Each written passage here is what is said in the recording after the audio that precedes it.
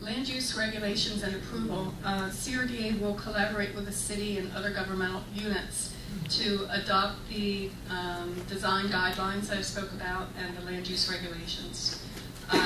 Also to approve any site plans and development proposals, and file any liens against tourism district property, and to collect any fines with remittance to the CRDA.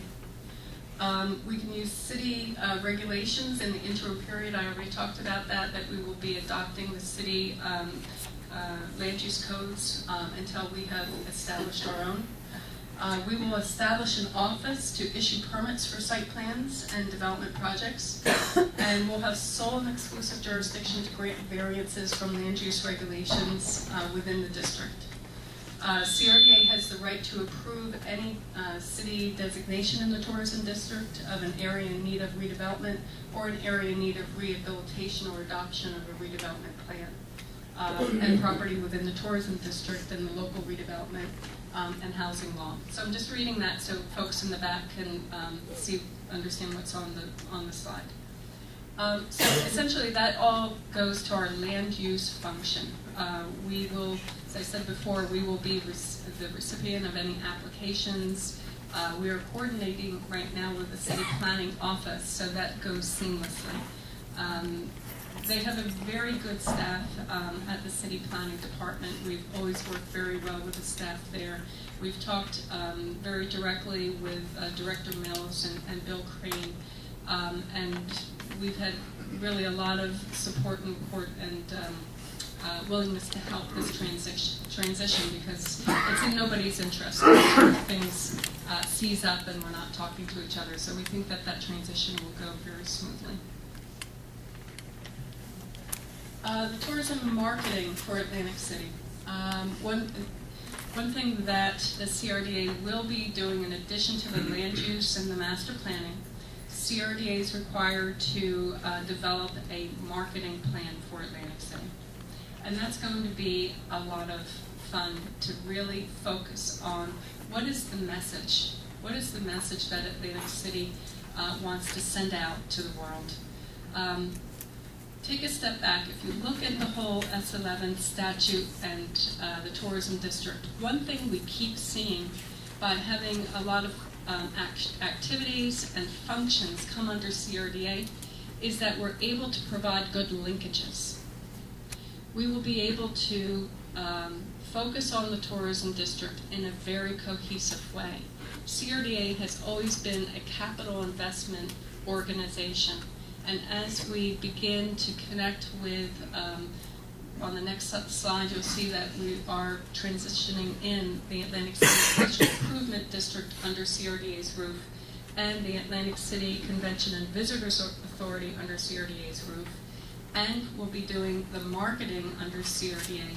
We can connect the capital investment to public space management through the SID, through to the marketing.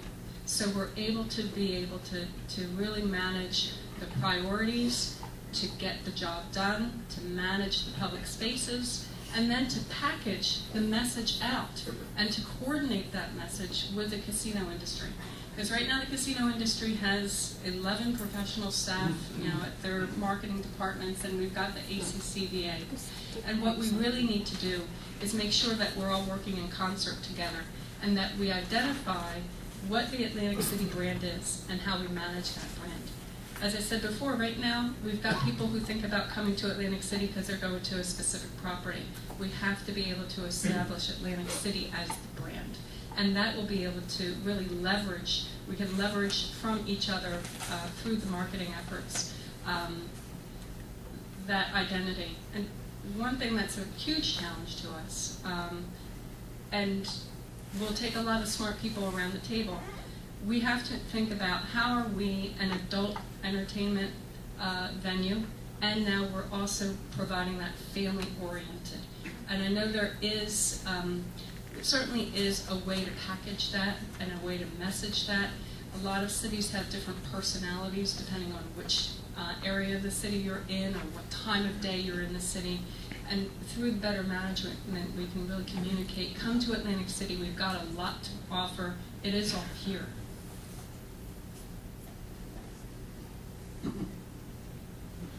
So I talked about the ACCVA and the ACCID. The first bullet talks about the ACCVA. The Atlantic City Convention and Visitors Authority will be transferred to CRDA as a new division of the CRDA. But the statute talks about that occurring on a transfer date, because the ACCVA right now is a fairly complicated entity in that it's affiliated with the New Jersey Sports and Exhibition Authority. The three facilities that the ACCVA owns, the Convention Center, the Boardwalk Hall, and West Hall, are actually owned by the Sports and Exhibition Authority. The ACCVA also is entwined with the Sports and Exhibition Authority through a number of bond indentures, and which links the income of the ACCVA to the Sports and Exhibition Authority's debt. So we've got to have our team of lawyers working to resolve and essentially deconnect the ACCVA from the Sports and Exhibition Authority, both financially and from those bond indentures and from the physical assets that will come to the ACCVA and then ultimately to the CRDA. Thinking that through, that's not more than a year, maybe it's less than a year.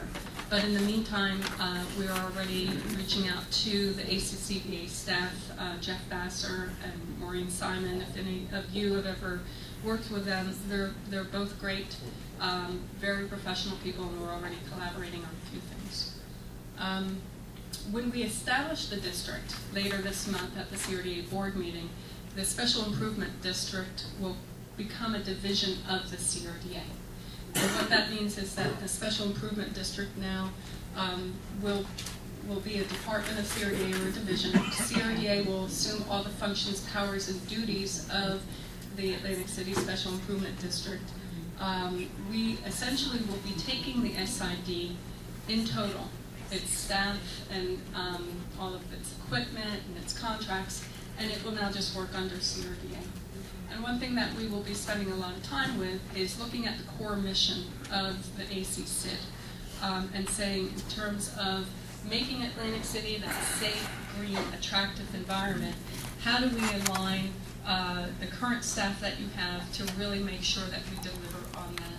And if we've got any redundancies within our mission, then we would look to say, what resources do we have and who do we need to redeploy to maybe some other effort that now this new entity is putting forward. CRDA will be able to assess and collect any fees, and that's specifically the SID assessment. I don't know if we have any commercial property owners within the district with us here, but if you recall, if you're within the CID district, if you're an improved commercial or a vacant commercial property, you have an assessment from the SID. That assessment then will be from CRDA, and it will then be collected and remitted to CRDA for the operating CID under CRDA. Finally, the legislation and the good work of the legislators and the governor, they said a lot of times state authorities or county entities or municipal entities, a lot of times maybe they're not the most efficient means to get the job done. So the legislation anticipates that CRDA can enter into other public-private partnerships to accomplish the goals of standing up and administering the tourism district. So this gives us a lot of opportunity, because there may be an element of the tourism district that we say, CRDA could do this, but we're government. We've got lots of rules that we've got to follow. Our processes might be a little bit long. That needs to go to the back. Okay, the sign-in sheet needs to go towards the back. So if there's a way to do it more efficiently by connecting into the private sector, then S11 allows us to go ahead and get that done. So, one wrap before we get to the questions. Let me just say what we're doing immediately and what will happen next. Immediately, we're finishing up with two more of these public communication sessions.